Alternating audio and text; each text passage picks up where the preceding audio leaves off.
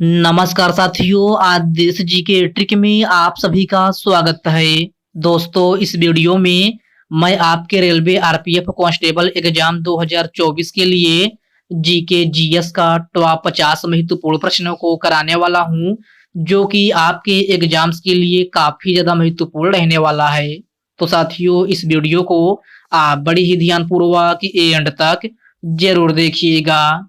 तो साथियों, आज का पहला प्रश्न है, निम्नलिखित में से दिल्ली सल्तनत का पहला गुलाम शासक कौन था? ऑप्शन है अलाउद्दीन खिलजी, कुतुबुद्दीन ऐबक, मोहम्मद गौरी और ऑप्शन डी है इल्तुतमिश। तो साथियों, दिल्ली सल्तनत का पहला गुलाम शासक कुतुबुद्दीन ऐबक था। राइट आंसर ऑप्शन बी हो जाएगा, कुतुबुद्दीन ऐबक। नेक्स्ट क्वेश्चन है, किस वंश के सुल्तानों ने सबसे लंबे समय तक देश पर शासन किया था? ऑप्शन है दास वंश, खिलजी वंश, सूर वंश या फिर ऑप्शन डी है तुगलक वंश। तो साथियों, सबसे लंबे समय तक देश पर शासन तुगलक वंश के सुल्तानों ने किया था। राइट आंसर ऑप्शन डी हो जाएगा, तुगलक वंश। ओके फ्रेंड्स, नेक्स्ट क्वेश्चन है, सर्वेंट ऑफ इंडिया सोसाइटी का गठन कब हुआ था? तो सर्वेंट ऑफ इंडिया सोसाइटी का गठन 1905 ईस्वी में हुआ था। राइट आंसर ऑप्शन ए हो जाएगा, 1905 ईस्वी में। ओके फ्रेंड्स, इसको आप अच्छे से जरूर याद रखिएगा। साथियों, वीडियो में आगे बढ़ने से पहले आपसे एक छोटी सी रिक्वेस्ट है, अभी तक आप वीडियो को लाइक नहीं किए हैं तो वीडियो को लाइक कर दीजिए।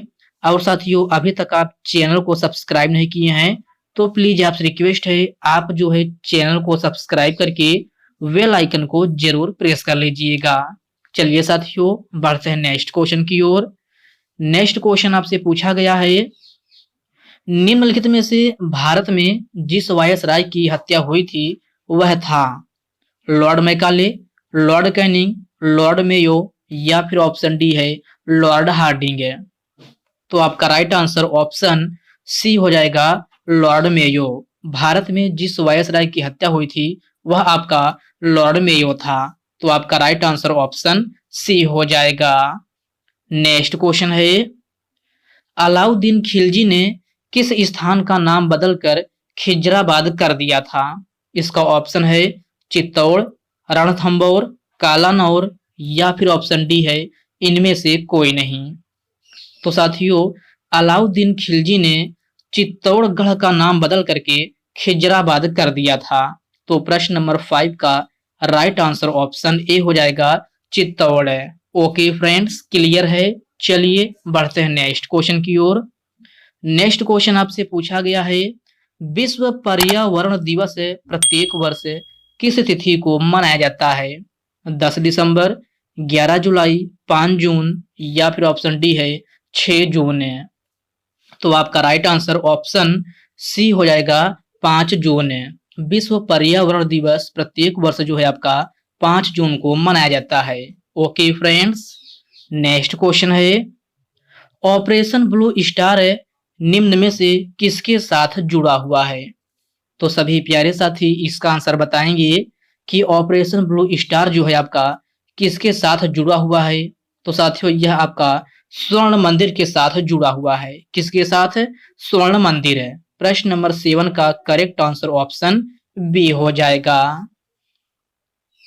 मुगल काल के दौरान किसे आधुनिक मुद्रा का जनक कहा जाता है? तो मुगल काल के दौरान आधुनिक मुद्रा का जनक शेर शाह सूरी को कहा जाता था। राइट आंसर ऑप्शन ए हो जाएगा, शेर शाह सूरी। ओके फ्रेंड्स, इसको आप अच्छे से जरूर याद रखिएगा। आपका नेक्स्ट क्वेश्चन है, निम्नलिखित में से समाधि मरण किस दर्शन से संबंधित है? योग दर्शन, बौद्ध दर्शन, जैन दर्शन या फिर ऑप्शन डी दिया गया है इनमें से कोई नहीं। आपका राइट आंसर ऑप्शन सी हो जाएगा, जैन दर्शन। समाधि मरण जो है आपका यह है जैन दर्शन से संबंधित है। आपका नेक्स्ट क्वेश्चन है, निम्नलिखित में से किसने स्वतंत्र अवध वंश की नींव रखी थी? तो इस क्वेश्चन में आपसे पूछा गया है कि निम्नलिखित में से किसने स्वतंत्र अवध वंश की नींव रखी थी? तो साथियों यह आपका सआदत खान ने रखी थी। किसने? सआदत खान ने। प्रश्न नंबर 10 का करेक्ट आंसर ऑप्शन ए हो जाएगा। आपका नेक्स्ट क्वेश्चन है, निम्नलिखित में से थार के रेगिस्तान की सबसे लंबी नदी कौन सी है? ऑप्शन है झेलम नदी, सोन नदी, लूनी नदी और ऑप्शन डी है चंबल नदी। तो थार रेगिस्तान की सबसे लंबी नदी जो है आपका लूनी नदी है। कौन? लूनी नदी। प्रश्न नंबर 11 का करेक्ट आंसर ऑप्शन सी हो जाएगा। निम्नलिखित में से द सीक्रेट ऑफ द वेद पुस्तक के लेखक कौन है? तो सभी प्यारे साथी इसका आंसर बताएंगे कि द सीक्रेट ऑफ द वेद पुस्तक के लेखक कौन है? तो यह आपका श्री अरविंदो है। राइट आंसर ऑप्शन बी हो जाएगा, श्री अरविंदो। भारत की संविधान सभा की सदन समिति के अध्यक्ष कौन थे? तो क्वेश्चन को ध्यान से पढ़िए। आपसे पूछा जा रहा है कि भारत की संविधान सभा की सदन समिति के अध्यक्ष कौन थे? तो साथियों यह आपका बी पट्टाभी सीतारामैया थे। कौन? बी पट्टाभी सीतारामैया। प्रश्न नंबर 13 का करेक्ट आंसर ऑप्शन सी हो जाएगा। किस मुगल सम्राट ने स्वयं अपनी आत्मकथा लिखी थी? ऑप्शन है अकबर, औरंगजेब, इल्तुतमिश और ऑप्शन डी है बाबर। तो साथियों किस मुगल सम्राट ने स्वयं अपनी आत्मकथा लिखी थी? तो साथियों यह आपका बाबर था। राइट आंसर ऑप्शन डी हो जाएगा, Babar. Okay friends, next question है, निम्न में से किस शासक ने दीन ए इलाही का प्रचार किया था? ऑप्शन है अकबर, बाबर, हुमायूं और ऑप्शन डी है अशोक। तो मेरे प्यारे साथियों किस शासक ने दीन ए इलाही की प्रचार किया था? तो साथियों यह आपका अकबर था। कौन? अकबर।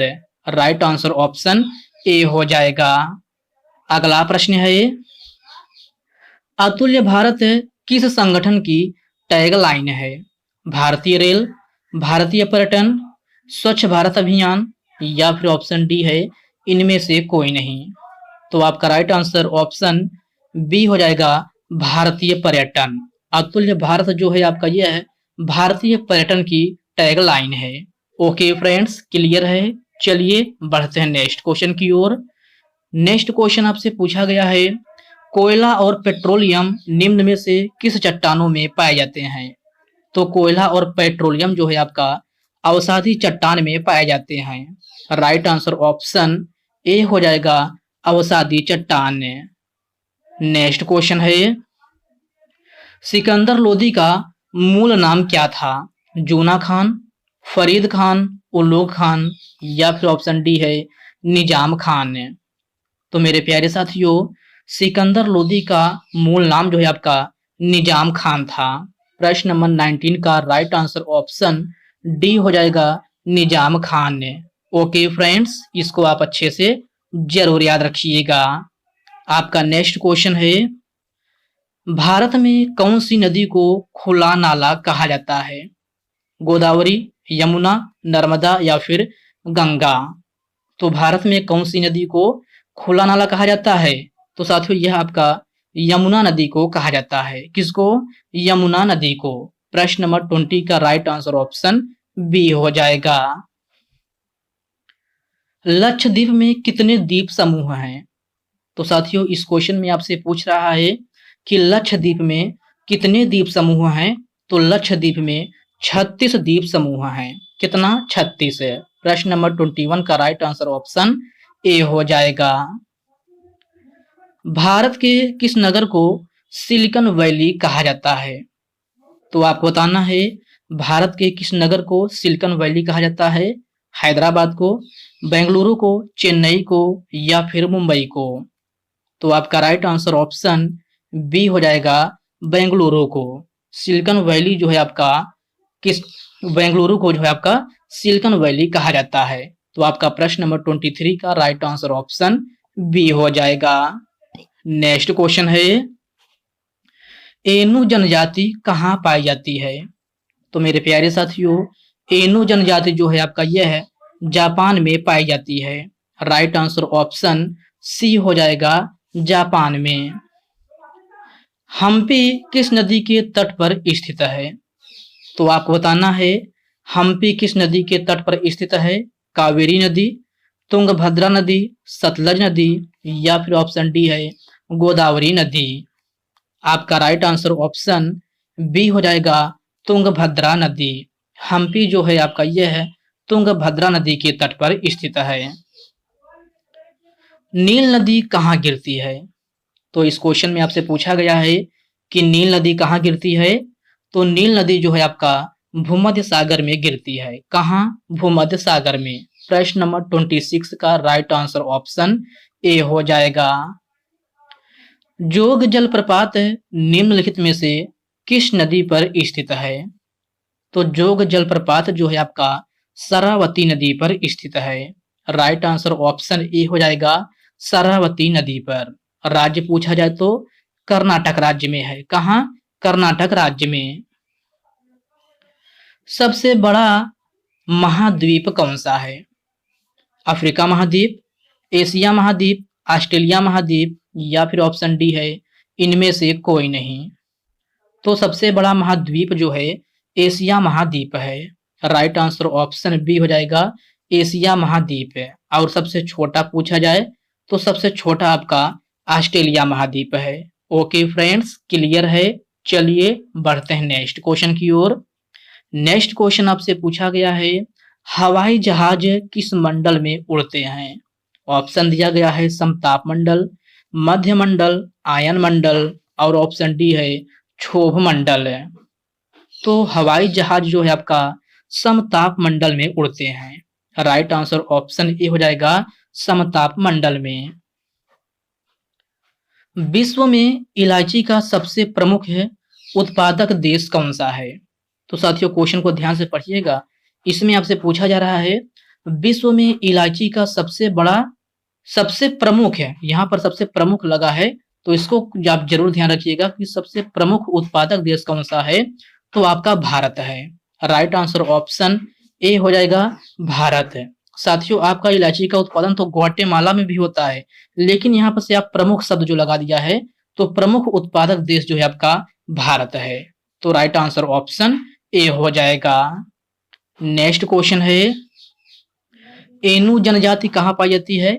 तो अभी मैंने आपको पिछले क्वेश्चन बताया था एनु जनजाति आपका जापान में पाई जाती है। राइट आंसर ऑप्शन सी हो जाएगा। दालचीनी मसाला मूलतः कहाँ का है? श्रीलंका, अफगानिस्तान, मलेशिया या फिर भूटान। तो दालचीनी मसाला मूलतः आपका कहाँ का है? तो श्रीलंका का है। राइट आंसर ऑप्शन ए हो जाएगा, श्रीलंका। ओके फ्रेंड्स, इसको आप अच्छे से जरूर याद रखिएगा। आपका नेक्स्ट क्वेश्चन है सन 1973 ईस्वी में शांति घाटी आंदोलन किस राज्य में शुरू किया गया था? ओडिशा, पंजाब, सिक्किम या फिर केरल। आपका राइट आंसर ऑप्शन डी हो जाएगा, केरल। ऋग्वेद को कितने पुस्तकों या मंडलों में विभाजित किया गया है? तो ऋग्वेद को 10 पुस्तकों में विभाजित किया गया है। राइट आंसर ऑप्शन ए हो जाएगा, 10। ओके फ्रेंड्स, नेक्स्ट क्वेश्चन है निम्न में से पहला सार्क सम्मेलन कब हुआ था? 1982 ईस्वी, 1973 ईस्वी, 1985 ईस्वी या फिर ऑप्शन डी है 1979 ईस्वी। तो पहला सार्क सम्मेलन जो है आपका कब हुआ था? तो 1985 ईस्वी में हुआ था। प्रश्न नंबर 35 का राइट आंसर ऑप्शन सी हो जाएगा। वी आर डिस्प्लेस्ड पुस्तक के लेखक या लेखिका कौन है? तो वी आर डिस्प्लेस्ड पुस्तक के लेखक जो है आपका मलाला यूसुफजई हैं। राइट आंसर ऑप्शन बी हो जाएगा, मलाला यूसुफजई। नेक्स्ट क्वेश्चन है निम्न में से किस क्षेत्र को विश्व की छत के रूप में जाना जाता है? जापान, नेपाल, तिब्बत या फिर इथोपिया।